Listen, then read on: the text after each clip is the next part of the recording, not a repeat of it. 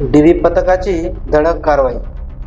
अवैध सुगंधित तंबाखू वाहतुकीवर शहादा पोलिसांच्या डीबी पथकाने मोठी कारवाई करत तब्बल 17,61,000 रुपयाचा मुद्देमाल जप्त केला आहे. ही कारवाई 4 एप्रिल 2026 रोजी दुपारी सुमारे 12:30 वाजता प्रकाशा गावाजवळ हॉटेल तापी परिसरात करण्यात आली. मिळालेल्या गोपनीय माहितीनुसार युवा गोल्ड 35 या सुगंधित तंबाखूचा मोठा साठा आयसर मालवा वाहनमधून अवैधरित्या वाहतूक केला जात असल्याची माहिती पोलिसांना मिळाली होती.